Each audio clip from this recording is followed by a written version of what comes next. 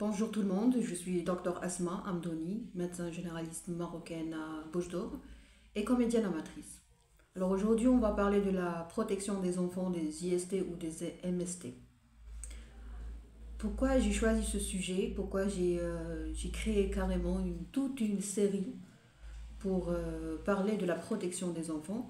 Eh bien, tout simplement parce que les enfants sont des êtres humains, sont des créatures nobles, propres, pures, faciles à manipuler, faciles à exploiter, faciles à maltraiter. D'accord?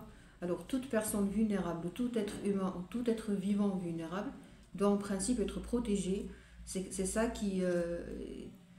c'est ça en fait la magnifique manifestation du sens d'humanité. Ça veut dire quoi? Ça veut dire que j'ai un sens d'humanité élevé lorsque je sens, lorsque j'arrive à comprendre, j'arrive à protéger, à défendre les créatures faciles ou vulnérables comme les enfants, les personnes handicapées et les personnes âgées et les animaux comme les chats par exemple et les plantes. D'accord? Et toute créature qui n'a pas la capacité ni intellectuelle ni physique pour se défendre ou pour se protéger. D'accord? Ça veut dire que toute personne naïve ou toute personne facilement influençable ou manipulable est une personne qui est vulnérable. Donc, plus on protège cette personne, plus on est vraiment, plus on incarne l'humanité. Vous voyez? Très bien. Alors, les IST, je vais être très bref. Les MST, d'accord? Ou les maladies sexuellement transmissibles, ce sont des maladies qui ne sont pas diagnostiquées dans 100% des cas. Je m'explique. Il y a des fantasmes, d'accord? Pour moi, tout fantasme est un motif de consultation de psychiatrie, d'accord? C'est obligatoire. Parce que les gens qui parlent de fantasmes, ils n'ont aucun rapport médical d'un psychiatre ou d'un psychologue ou d'un thérapeute pour savoir d'abord est-ce que vous êtes en bonne santé.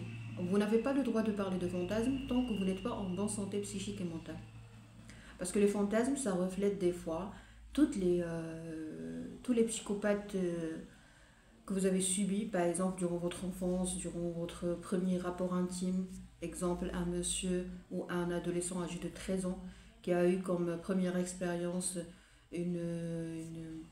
un abus de la part d'une femme, par exemple. Donc lui, il était âgé de 13 ans, elle était âgée de 50 ans, de 40 ans. Donc cette personne, pour moi, elle nécessite absolument un suivi acharné de la part de toute une équipe. Le médecin généraliste, l'urologue, le psychiatre, le psychologue, l'hypnothérapeute. Parce que l'hypnothérapie, ça fait partie de la médecine 5 étoiles. C'est une thérapie qui permet aux gens de, de nettoyer leurs ondes d'ombre ou leurs boîtes noires qu'ils ont dans la mémoire. Et comme ça, il va se débarrasser et se libérer surtout de ce souvenir catastrophique d'être victime d'abus de la part d'une femme.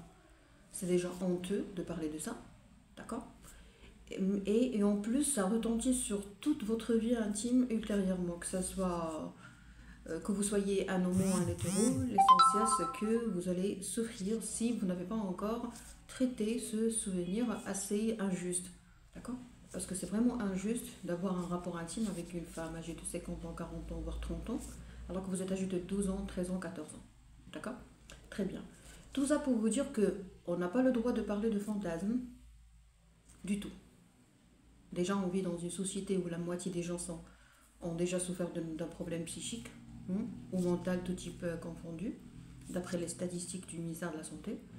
Donc, quand on a une société dont où la moitié a déjà souffert sur ce plan, automatiquement, on n'a pas le droit de juger tout le monde normal, hein, si je me permets de le dire.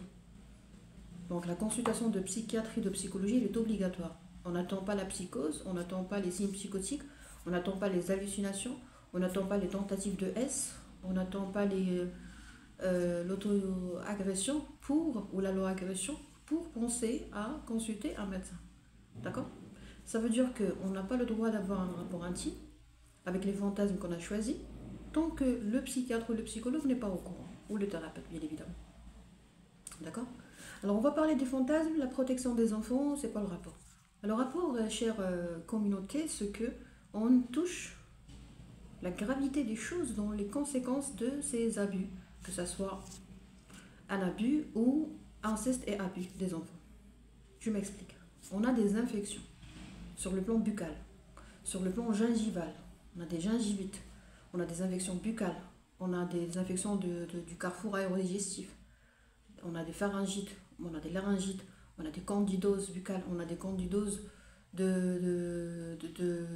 œsophagiennes. D'accord? On a des enfants qui ont des dysphagies, ils n'arrivent pas à avaler tranquillement, on ne sait même pas qu'est-ce qui se passe. Donc, l'exploration endoscopique, avec des biopsies bien évidemment, vraiment, ça nous permet de mettre un diagnostic précis. Mais quand on a un problème d'accès à ces spécialités assez utiles dans ce cas, vraiment, on est bien loin du diagnostic, on est bien loin de la médecine. Un enfant victime d'abus, avec des comportements bizarres, par exemple de la fellation, du cunnilingus. Alors, c'est injuste, c'est catastrophique. Je ne parle pas de tout ce qui est abus, mais je parle de tout ce qui est infection. D'accord? Donc, imaginons qu'il y a la police qui va vous protéger. Imaginons qu'il y a la gendarmerie qui va vous protéger. Imaginons qu'il y a monsieur le procureur qui va vous protéger. D'accord? Qui va punir le malfaiteur. Mais nous, les médecins, on a dans notre tête, on ne parle pas de la punition. Ça ne nous intéresse pas surtout. Pas. D'accord? Ça ne m'intéresse pas que le malfaiteur soit puni. Mais ça m'intéresse beaucoup que le malfaiteur soit d'abord pris en charge en psychiatrie. Ça m'intéresse beaucoup de faire la sérologie. Donc, par exemple, quand on incarcère, quand on arrête quelqu'un qui a abusé d'un enfant, l'histoire n'est pas terminée. Il faut faire la sérologie de ces malfaiteurs. C'est-à-dire que toute personne arrêtée, toute personne par exemple en prison pour avoir abusé d'un enfant, on doit la convoquer ou faire des sérologies, c'est-à-dire des bilans sanguins pour chercher qu'est-ce qu'il a dans le sang. D'accord? La punition, vraiment, nous les médecins, ça ne nous intéresse pas. Ce qui m'intéresse, c'est que, par exemple, ça c'est un petit, ça c'est un enfant, et ça c'est un malfaiteur. D'accord? Ça c'est un malfaiteur, pardon. Ça c'est un malfaiteur, ça c'est un enfant, ça c'est un malfaiteur. D'accord? Alors, quand j'arrête le malfaiteur, que je l'incarcère, je le mets dans la prison, c'est pas terminé. Il faut lui faire un bilan, des analyses du sang, pour savoir qu'est-ce qu'il a comme infection, virale, bactérienne, mycologique, tout ce que vous voulez. Et après, on va chercher chez l'enfant, est-ce qu'il y a une contamination. Et après, il faut absolument convoquer, interroger le malfaiteur et le petit, pour savoir d'abord quel type de rapport exactement avec les détails. Par exemple, s'il y avait de la fellation, il faut faire des prélèvements au niveau buccal. Il faut solliciter un chirurgien dentiste. L'abus, ça ne se termine pas au tribunal, non. Moi, en tant que médecin, ça ne m'intéresse pas. La loi et tout, ça ne m'intéresse pas dans ce sens. Ça m'intéresse pour la protection. Mais ce qui m'intéresse le plus, c'est le statut sérologique. Il faut faire les sérologies. Il faut faire les bilans, les analyses de ce malfaiteur avant de le mettre dans la prison. Et après, il faut faire le bilan. Il y a même des infections qu'on doit vraiment contrôler, faire des contrôles biologiques après, c'est-à-dire d'autres analyses après un certain délai, pour savoir est-ce qu'il y avait une contamination ou pas. Vous voyez? Donc le problème, il est très très grand. Ça ne se termine pas au tribunal, malheureusement. Alors, quand est-ce qu'on va solliciter un chirurgien dentiste? Quand on a des signes en faveur d'une infection, quand on a, par exemple, la pratique d'une fellation du cunnilingus. Parce qu'il y a des femmes qui abusent des enfants, il y a des hommes qui abusent des enfants. Donc, si vous avez dans votre tête que l'abus est vraiment l'apanage des hommes, ça c'est pas vrai du tout. Vous voyez combien c'est catastrophique d'être arriéré. Il y a des gens qui croient que on les attaque, on ne vous attaque pas, on veut vous protéger. Tu es un malfaiteur, oui. Tu as abusé d'un enfant, oui. Mais moi, en tant que médecin, ça ne m'intéresse pas.